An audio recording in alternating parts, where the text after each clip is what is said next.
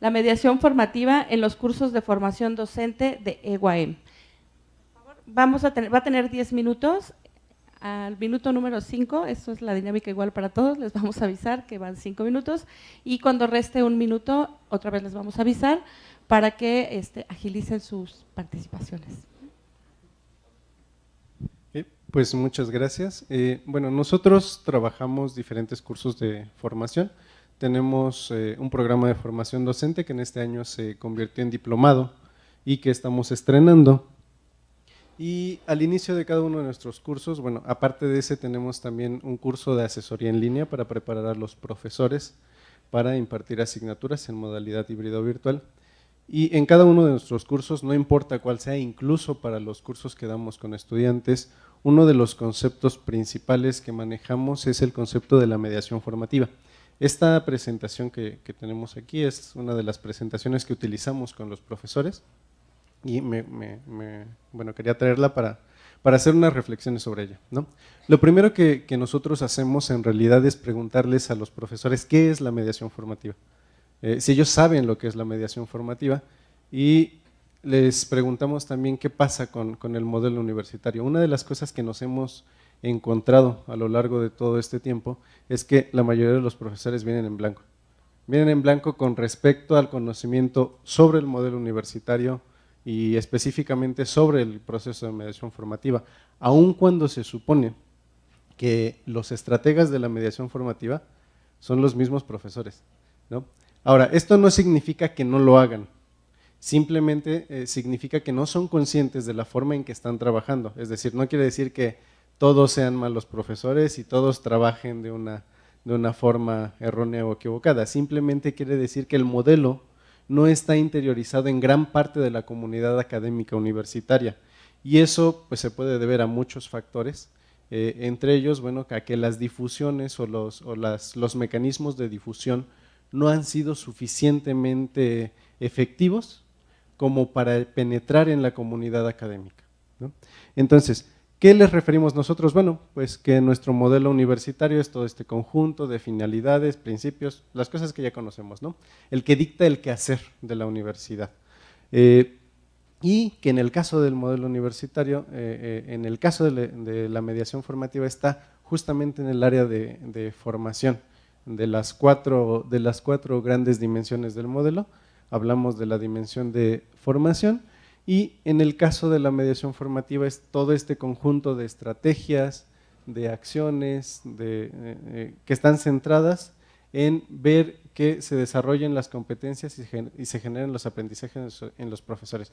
Cuando nosotros comenzamos a decirles esto, a pesar de que para quienes trabajan en educación esto es, ok, es lo que hago de manera regular, ¿no? Es decir, busco recursos, busco los medios, les doy información, genero situaciones en las que el estudiante tiene que aprender.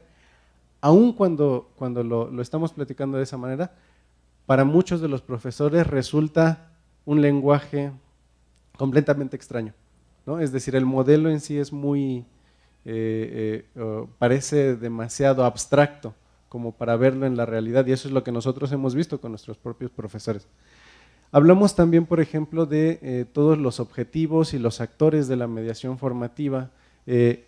Platicamos, por ejemplo, este pequeño esquema que está en el mismo modelo universitario, lo retomamos dentro de todos nuestros cursos de formación para hablar precisamente acerca de lo que está en la parte exterior, que hablamos de los diferentes actores, pensando en el docente, pensando en el sujeto en formación, que debe ser el centro de todo proceso, los gestores que son importantes para que todo esté listo y dispuesto para poder generar estos actos formativos, ¿no? Y en el caso de, ¿cuál es la finalidad? Es, bueno, pues la formación en contexto, la formación integral, la formación flexible, la formación para la creatividad. Ya el día de ayer presentábamos que nosotros trabajamos un modelo de diseño formacional porque nuestro modelo universitario nos pide hacer formación y no instrucción, ¿no? Y la diferencia entre estos dos conceptos y los significados asociados a esa palabra, ¿no? A la palabra instrucción o a la palabra formación, ¿no? Entonces, ¿qué sucede? Que aun cuando nosotros estamos trabajando con todos estos elementos y les podemos recordar que el sujeto de información es el elemento principal, es el centro de todo el quehacer del docente, aún así de repente sigue pareciendo que es abstracto, ¿no? Hace 20 minutos terminamos una sesión precisamente del módulo 1 de nuestro diplomado, en el que los profesores están terminando de diseñar asignaturas híbridas y virtuales. Y una de las cosas que les preguntábamos, y ayer tuvimos el cierre, el inicio del curso de asesoría en línea, ¿no? Y una de las cosas que les preguntábamos a los profesores es, de sus actividades, de las actividades que le ponen a sus estudiantes, ¿cuál es la que más le gusta? ¿Cuál es la que más mueve al estudiante? ¿Y cuál es la que más impacta al estudiante para recurrir a sus conocimientos previos, que los estudiantes puede que se vean en una situación compleja, pero que le demanda aprender algo, que le demanda ir a información que ya había conocido antes, pero que de repente olvida o que de repente pierde de vista, que implica un reto para él y que cuando termina de realizar esa actividad tiene un producto que le satisface. Y eso es lo que les preguntábamos ayer a nuestros profesores. Entonces, a través de esa actividad, a través de esa pregunta, muchos de los profesores comenzaron a entender estos elementos del mediador, movilizar la normalidad de las cosas y ver que los estudiantes construyan su conocimiento, es decir, a través de ejemplos de lo que ya hacen, los mismos profesores comenzaron a entender que eso que ya hacen es precisamente un proceso de mediación formativa, pero no nos quedamos ahí porque efectivamente esa es la actividad que más les gusta y la que más mueve a los estudiantes. La pregunta es, si cuando nosotros tenemos estos procesos de acompañamiento y buscar que los estudiantes adquieran los aprendizajes, saberes, competencias, ponerlos en situaciones que los desestabilicen y que los pongan a trabajar en sus conocimientos, pero después reestabilizarlos para que puedan entender la nueva información, no nada más es dejarlos ahí todos atarantados con tanta información, sino que puedan entender y comprender todo lo que se está y la relación con los temas y ver esas acciones en las que se puede ver ese conocimiento y que recuperen esa experiencia para poder aplicarla posteriormente. Les preguntamos, bueno, de esas acciones, de esas actividades que son las más, que a ustedes les gustan más, que a sus estudiantes les gustan más, ¿qué porcentaje de sus actividades académicas que le dejan a los estudiantes son como esa? Es decir, de esa que te gusta más y que mueve, ¿cuántas son así? ¿Son todas? Y una de las cosas que vemos es que si efectivamente, aunque tienen unas actividades de esa naturaleza, no todas son así. Cuando se supone que nuestro modelo universitario debería estar favoreciendo que todas las actividades que pones a los estudiantes los coloquen en este tipo de situaciones, ¿no? Ayer también les presentábamos este cuadro, ¿no? Cuando hablábamos de los diferentes tipos de intervención que tiene el docente, que no solamente se centra en enseñar o solamente en instruir, sino que también necesita capacitar, guiar y orientar de acuerdo a la necesidad del tipo de aprendizaje que se esté intentando desarrollar. Por eso buscamos un proceso de formación y no nada más de instrucción o de capacitación o solo de enseñanza.